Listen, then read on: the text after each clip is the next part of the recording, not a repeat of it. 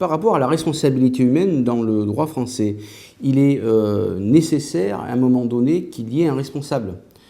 Pour qu'il y ait un responsable, il faut quelqu'un devant le juge. Le juge doit pouvoir condamner quelqu'un lorsqu'il y a eu une infraction quelconque. Alors, ça peut être une personne physique, ça peut être l'exemple d'un maire, ça peut être aussi, dans d'autres cas, une personne morale de droit public.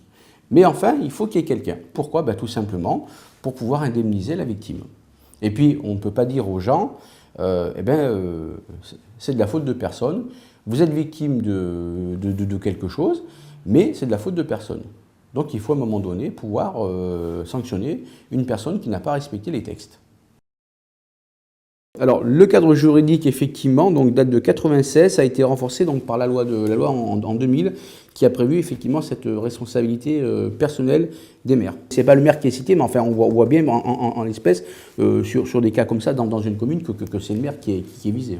Dans le cas prévu à l'alinéa qui précède, les personnes physiques qui n'ont pas causé directement le dommage à autrui, mais qui ont créé ou contribué à créer la situation qui a permis la réalisation du dommage, ou qui n'ont pas pris les mesures permettant de l'éviter, sont responsables pénalement s'il est établi qu'elles ont soit violé de façon manifestement délibérée une obligation particulière de prudence ou de sécurité prévue par la loi ou le règlement, soit commis une faute caractéristique et qui exposait autrui à un risque d'une particulière gravité qu'elle ne pouvait ignorer. Eh bien, on est en plein dedans.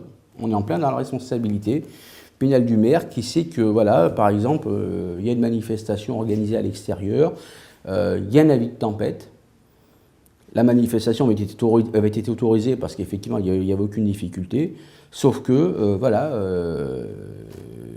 il y a une tempête, on n'annule pas la manifestation. Et il y a des blessés, il y a des morts. Dans ces cas-là, on est en plein dans la responsabilité pénale de l'élu. C'est le maire qui est responsable. Le maire qui sera condamné pénalement devant le tribunal correctionnel. Non pas la commune, mais le maire. Parce qu'il est agent de police judiciaire, il est en charge effectivement de la sécurité, mais pas au sens de l'ordre public, mais de la sécurité physique des personnes. Il savait qu'il y avait une difficulté, il ne prend pas les mesures nécessaires, il est pénalement responsable. Au sens de 123-3 du Code pénal, c'est le maire. C'est le problème justement de ce qu'on disait tout à l'heure, le principe de la responsabilité humaine. Et ça a été fait, si vous voulez, à mon avis, justement pour... D'abord parce qu'avant il n'y avait rien et qu'on s'est rendu compte qu'il y avait beaucoup d'abus.